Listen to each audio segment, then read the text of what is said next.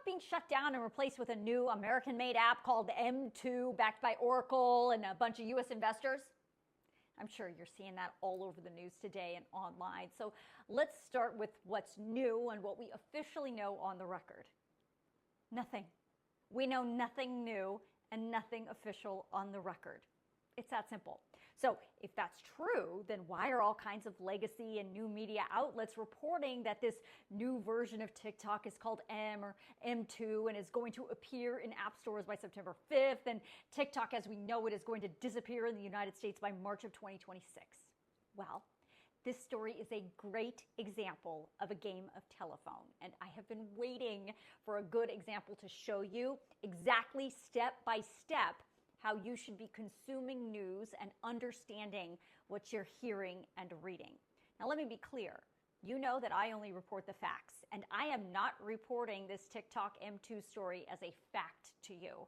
I'm not even saying whether it's true or not. What I'm going to show you in this video is how you can understand what you are reading and hearing and how to source information for yourself. Now, what I'm about to share with you is going to be a great skill that you can use with all media that you consume.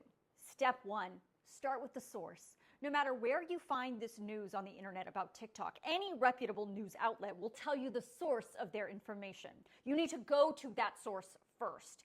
And the source of this TikTok information is a publication called The Information.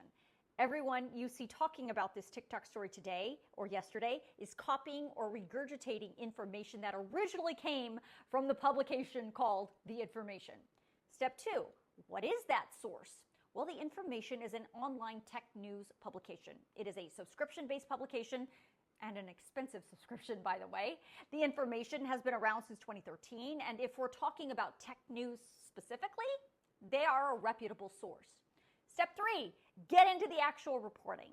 The Information is reporting all the things we already know. President Trump has extended the enforcement of the TikTok ban until September 17th because he and Vice President Vance have been working on a deal to keep TikTok alive in the United States in some form that would also comply with the Protecting Americans from Foreign Adversary Controlled Applications Act. The Information is also reporting again, what we already know, which is that Trump has sort of approved this group of non-Chinese investors, including Oracle, who will purchase TikTok's U.S. operation while ByteDance will maintain some kind of minority stake of the company. Now, I want to be clear, none of that is new information. I actually reported that in these videos back in April. What is new, according to the publication, is that TikTok employees are currently working on a new American version of the app called M or M2 that will be available in early September, while TikTok as we know it will wind down and eventually disappear altogether from the United States by March of next year. Okay, so now you need to think, where is The Information getting that piece of information? And the answer is unnamed sources.